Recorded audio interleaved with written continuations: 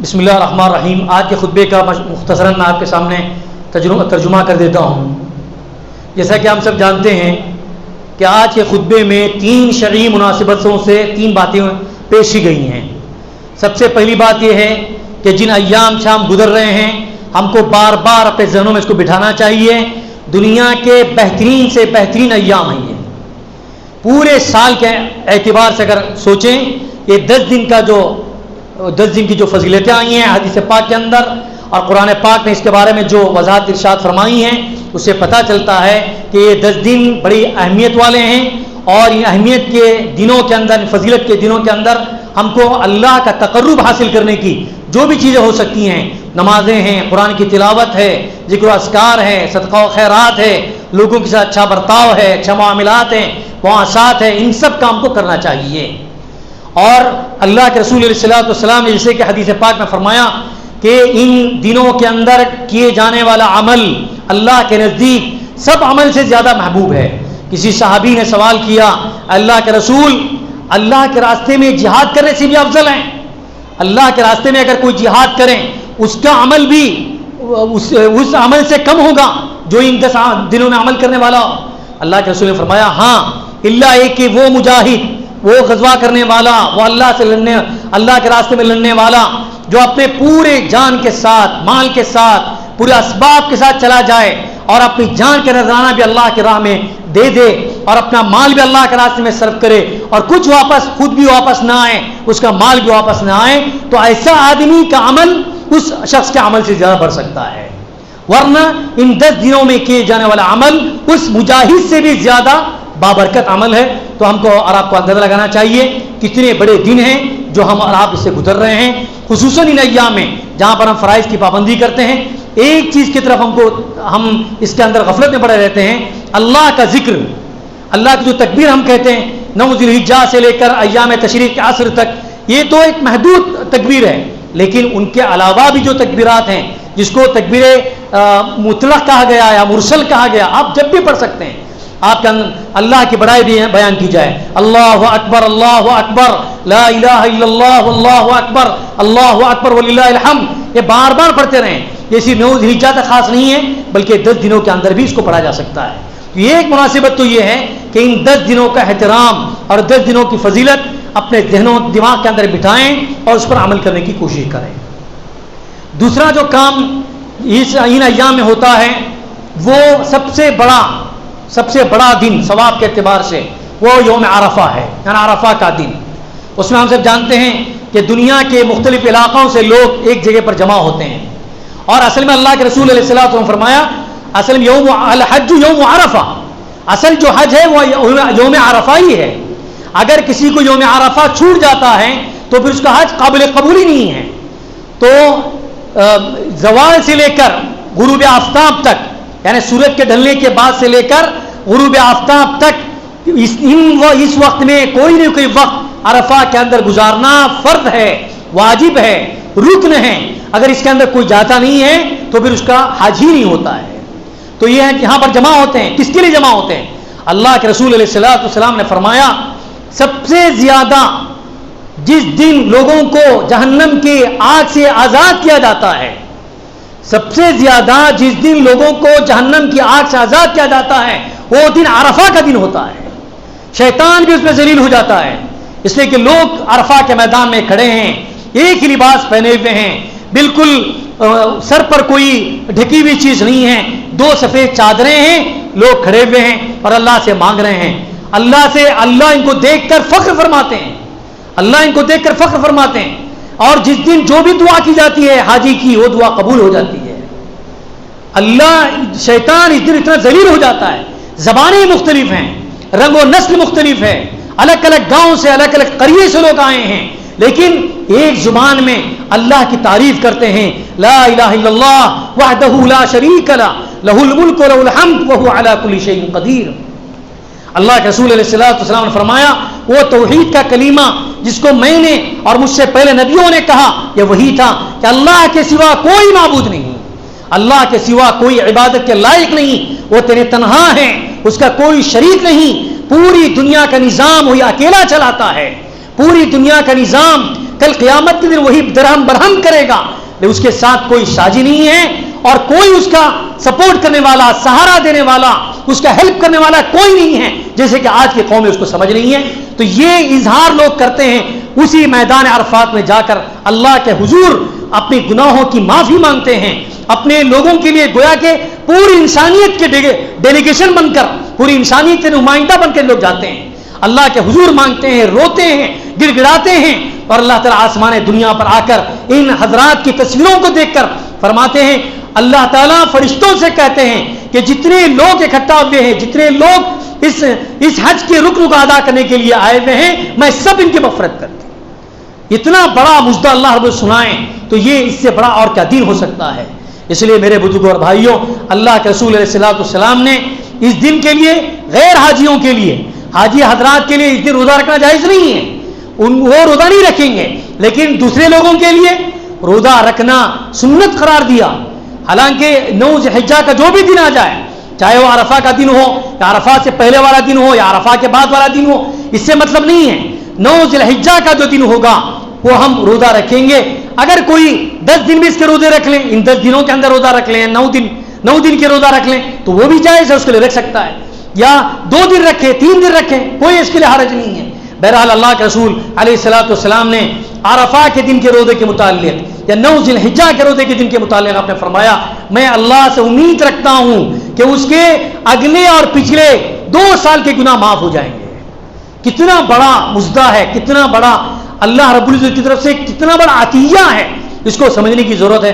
جب ہم اپنے دل پر لے لیتے ہیں کہ ہم کو روزہ رکھنا ہے تو الحمدللہ رمضان کا پورا مہینہ ہم روزہ رکھتے ہیں، چھوٹے بچوں کو بھی آمادہ کرتے ہیں، لیکن جب دل میں یہ تہیہ ہو، یہ ثواب کی امید ہمارے سامنے ہو کہ ایک دن کے روزے رکھنے پر اللہ رب العزت 1 سال کے گناہ صغیرہ، پچھلے سال کے اور آئندہ آنے والے سال کے 2 سال کے گناہوں کو معاف کر دیں، تو کتنا بڑا اللہ کی طرف سے عطیہ ہے، اس کو ہم کو قبول کرنا چاہیے اور ان ایام میں روزہ رکھنے کی کوشش کرنی چاہیے، خصوصاً 9 ذی الحجہ کا جو روزہ ہے اس کو رکھنے کی فکر کرنی چاہیے۔ تیسری چیز جو آج کے خطبے میں کہی گئی وہ قربانی کے تعلق سے ہے۔ اس کے بہت سے مسائل ہیں، اس کی بہت سی باتیں ہیں، انشاءاللہ وقتاً فوقتاً ہم مسجدوں میں اس کو بیان کرتے رہیں گے اور ہمارا ائمہ حضرات بھی اس پر روشنی ڈالیں گے۔ میں مختصراً 2 باتیں اس کے سلسلے میں عرض کرتا ہوں۔ قربانی کرنا یہ صرف اسی امت کا خاصہ نہیں ہے، یہ قربانی حضرت آدم علیہ السلام سے شروع ہے۔ آپ کو یاد ہوگا اللہ رب العزت نے جب حضرت آدم علیہ السلام کی نسل کو شروع کیا تو سب سے پہلے 2 بھائی حابیل اور قابیل، یہ 2 پیدا ہوئے۔ ان دونوں نے اللہ کے قربانی پیش کی۔ حدیث روایات میں آتا ہے کسی نے جانور پیش کیا اور کسی نے اپنی کھیت کا سامان پیش کیا، یعنی زراعت کا جو غلہ تھا وہ غلے کو پیش کیا۔ اور اس وقت قبولیت کی علامت یہ ہوتی تھی کہ وہاں کے لوگ اپنے نبیوں سے درخواست کیا کرتے تھے کہ اللہ کے نبی آپ اللہ سے دعا کیجئے کہ ہماری قبولیت کی نشانیاں بتائیں، ہم نے جو یہ ہدیہ دیا ہے یا قربانی پیش کی ہے وہ قربانی کیسے قبول ہوئی، اس کی کیا علامت ہے یہ بتائیے۔ تو آسمان سے اللہ رب العزت آگ کو بھیجتے تھے، جس کی قربانی قبول کی گئی وہ آگ آ کر اس کی قربانی کو کھا جاتی تھی، اس سے پتہ چلتا تھا کہ اس کی قربانی قبول ہو گئی۔ تو ان دونوں نے قربانیاں پیش کی تو دونوں میں سے ایک کی قربانی قبول کی گئی، دوسرے کی قبول نہیں کی گئی۔ اسی پر حسد شروع ہو گیا اور ان حسد کے اندر قابل نے حابیل کا مرڈر کر دیا۔ یہ پورے واقعات ہیں، میں صرف اس کی طرف آپ کو توجہ مبذول کرنا چاہتا ہوں کہ قربانی کا تعلق پہلے حضرت آدم علیہ السلام سے ہی ہے۔ اس کے بعد اس کے اندر ایک الگ شان پیدا ہوئی جب حضرت ابراہیم علیہ السلام نے خواب میں جو دیکھا اپنے بیٹے کی قربانی، جو بہت ارمانوں کے ساتھ، بڑی تمناؤں کے بعد اور بڑی عمر کے بعد ایک بچہ پیدا ہوا تھا۔ کتنی ارمانیں ہوں گی ان کے دلوں کے اندر، کتنی تمنائیں ہوں گی اور کتنی امیدیں اس بچے سے وابستہ ہوئی ہوں گی، لیکن ابراہیم علیہ السلام نے خواب میں دیکھا کہ اپنے بچے کو ذبح کر رہے ہیں۔ پھر وہ بڑا لمبا واقعہ جس کو سب ہم جانتے ہیں، اسی کی مناسبت سے ان ایام کے اندر اللہ کے رسول علیہ السلام فرمایا ہذہ سنت ابیکم ابراہیم علیہ السلام، یہ جو قربانی کیا ہے۔ صحابہ نے جب پوچھا اللہ کے نبی سے یہ قربانی کیا ہے تو اللہ کے رسول صلی اللہ علیہ وسلم نے فرمایا یہ آپ کے نبی حضرت ابراہیم علیہ السلام کی سنت ہے۔ تو معلوم ہوا جو صاحب استطاعت ہے، جس کے پاس قربانی کرنے کی طاقت ہے، اس کو قربانی کرنی چاہیے۔ قرآن پاک کے اندر نماز کے درس کو جوڑا گیا ہے۔ سورۃ الکوثر کے اندر آپ دیکھیے، انا اعطیناک الکوثر فصل لربک وانحر، فصل لربک وانحر، آپ اپنے رب کی نماز پڑھیے اور قربانی پیش کیجیے۔ تو معلوم یہ ہوا نماز اتنی بڑی ام العبادت ہے، نماز الصلاۃ ام العبادہ، نماز جو ہے عبادت کی بنیاد ہے، عبادت کی ماں ہے، اس کے ساتھ قربانی کو جوڑا گیا ہے۔ تو قربانی کی اہمیت کو سمجھیے۔ دوسری جگہ پر اللہ رب العزت نے کیا فرمایا؟ قل، اللہ کے نبی سے ارشاد فرمایا گیا، ان صلاتی ونسکی ومحیای ومماتی للہ رب العالمین، آپ کہہ دیجئے بے شک میری نماز، میری قربانی، میرا جینا، میرا مرنا سب اللہ کے لیے ہے۔ تو یہاں پر بھی دیکھیے ان صلاتی کے بعد نسک کا لفظ آیا، نسک کے معنی قربانیاں ہیں۔ تو معلوم یہ ہوا کہ قربانی کرنا، بعض علماء نے مثلا امام ابو حنیفہ رحمۃ اللہ علیہ نے کہ قربانی کو واجب قرار دیا ہے، جو استاد رکھتے ہیں اور جو جن کے پاس طاقت ہے قربانی کر سکتے ہیں ان پر واجب ہے، اس لیے کہ اللہ کے رسول علیہ الصلوۃ والسلام نے ایک حدیث مبارکہ میں فرمایا، من کان له ساعۃ ولم يضحى فلا يقربن مصلانا، اللہ کے رسول نے فرمایا جس کے پاس طاقت ہو، قوت ہو اور اللہ نے اس کو مال و دولت دیا ہو، اس کے بعد نصاب موجود ہو، اس کے باوجود وہ قربانی نہ کرتا ہے تو اس کو وہ ہمارے مصلی کے قریب نہ آئے، یعنی ہمارے عیدگاہ میں نہ آئے۔ اللہ کے رسول صلی اللہ علیہ وسلم نے اتنی بات ارشاد فرمائی۔ تو ان حدیث کی بنیاد پر، ان آیات کی بنیاد پر اللہ کے رسول علیہ الصلوۃ والسلام نے فرمایا کی بنیادوں پر دوسرے ائمہ اور فقہاء نے، بعض علماء نے اس کو واجب قرار دیا ہے، لیکن دوسرے لوگوں نے اس کو سنت مؤکدہ، سنت مؤکدہ کے معنی کہ ایسی سنت ہے جس کے بارے میں تاکید کے ساتھ حکم دیا گیا ہے۔ اور اس کا مطلب یہ ہرگز نہیں ہے کہ قربانی آپ بڑے بڑے جانوروں کی بڑا بڑا پیسہ لگا کر کریں، ہرگز نہیں۔ چھوٹا سا چھوٹا جانور آپ 5,000 میں 10,000 میں جو بھی خرید سکتے ہیں آپ خریدیے اور اپنے گھر والوں کو ثواب کے اندر شریک کیجیے۔ ایک بکرا اگر آپ ذبح کر رہے ہیں گھر کے اندر، کسی کے نام سے کر رہے ہوں تو گھر والوں کو بھی اس کے اندر اس کے ثواب میں شریک کیجیے، بہرحال قربانی کیجیے۔ اس کے اندر بھی اختلافات ہیں کہ یہ بکرے کی قربانی ایک آدمی کے نام پر ہوگی کہ نہیں ہوگی، کوئی مختلف احادیث آئی ہیں۔ اللہ کے رسول علیہ الصلوۃ والسلام نے ایک جانوروں کو ذبح کیا اور فرمایا کہ یہ میری طرف سے ہے، میری آل کی طرف سے ہے، میری پوری امت کی طرف سے ہے، اور اللہ کے رسول صلی اللہ علیہ وسلم نے ایک بکرا ذبح کیا۔ دوسری جگہ پر یہ بھی آتا ہے کہ حجۃ الوداع کے موقع پر اللہ کے رسول علیہ الصلوۃ والسلام نے 100 اونٹوں کی قربانیاں دی، وہاں پر ایک مینڈے پر اکتفا نہیں کیا، وہاں پر 100 اونٹیں تھیں۔ اور ایک صحابی اللہ کے رسول صلی اللہ علیہ وسلم کی خدمت میں آئے اور عرض کیا، یا اللہ کے رسول میں اونٹ اللہ کے راستے میں قربان کرنا چاہتا ہوں، لیکن اونٹ کہیں پر میسر نہیں ہے، کہیں نہیں مل رہا، میں کیا کروں؟ تو اللہ کے رسول نے فرمایا اس اونٹ کے بدلے میں 7 بکریاں اللہ کے راستے میں ذبح کر دو۔ تو معلوم یہ ہوا اپنی وسعت کے مطابق ذبح کیجئے۔ اس مسئلے میں ہم کو پڑھنے کی ضرورت نہیں ہے کہ یہ 1 سے ہوگا، 10 سے ہوگا، 5 سے ہوگا۔ آپ اپنے گھر میں کرنا چاہتے ہیں ایک بکرا ذبح کیجئے اور کسی کا نام دیجئے اور سب کو ثواب پہ شریک کیجئے، انشاءاللہ سب کی طرف زیادہ ہو جائے گا۔ اس لیے شریعت یہ چاہتی ہے کہ زیادہ سے زیادہ قربانی ہو، اکتفا کر کے نہ بیٹھ جائیں۔ آج وسعت والے بھی سمجھ میں نہیں آتا کیوں ایسا کرتے ہیں کہ ہمارا یہ کام کون کرے گا۔ یہ بھی اللہ کے رسول علیہ الصلوۃ والسلام سنت ہے، اس کو انجام دینے کی ضرورت ہے اور کرنا چاہیے۔ اور میں لیکن یہ صاف کہتا ہوں کہ بڑے جانوروں کی بڑے پیسے لگا کر اتنا پیسوں کا چاہیے، اتنا پیسوں کا چاہیے، آپس میں ایک مباحث شروع ہو جائے، یہ سب چیزیں اچھی نہیں ہیں۔ اللہ کے رسول صلی اللہ علیہ وسلم نے ان مباحث سے سب منع فرمایا ہے کہ میرا بڑا، آپ کا جانور چھوٹا، اس طرح کی کوئی ترتیب نہیں ہونی چاہیے۔ بہرحال اللہ کے راستے میں قربانی دینے والا جانور اللہ کی رضا کے لیے ہے۔ قرآن پاک میں کیا فرمایا؟ لن ينال الله لحومها ولا دماؤها ولكن يناله التقوى منكم۔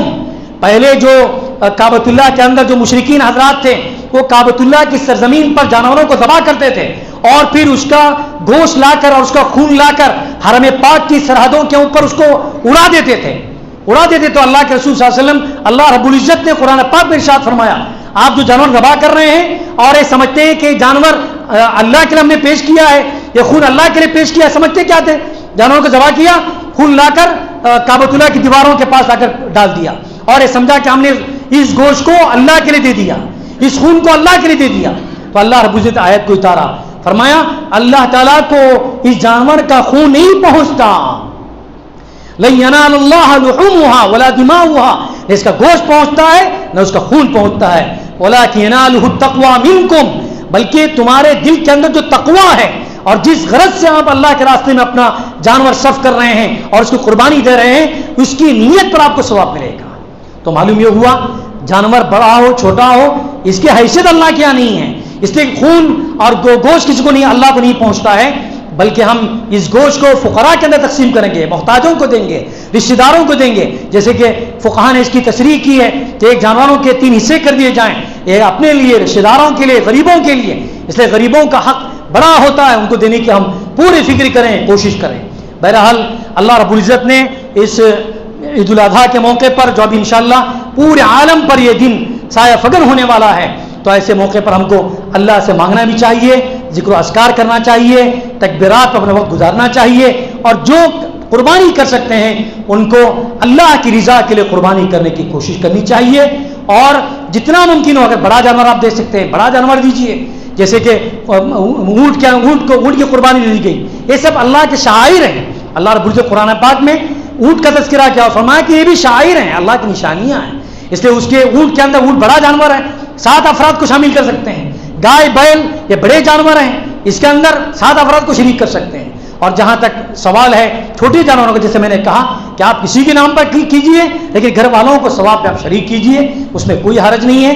بہرحال ہم کو تقوی کے ساتھ اللہ کی رضا حاصل کرنے کے لیے اللہ کے حضور یہ جانور کو پیش کرنا چاہیے. اور عرفہ کا جو روزے کے بارے میں نے کہا ہے اس کو بھی یاد رکھیے، اس کو رکھنے کی کوشش کیجیے. اللہ تعالیٰ مجھے بھی اور آپ کو بھی ان تمام باتوں پر عمل کرنے کی توفیق عطا فرمائے. وآخر دعوانا الحمدللہ رب العالمین. سبحان اللہ بحمدہ، سبحانک اللہم بحمدک، نشہد ان لا الہ الا انت نستغفرک ونتوب الیک. سبحان ربک رب العزة عما یصفون وسلام علی المرسلین والحمد للہ.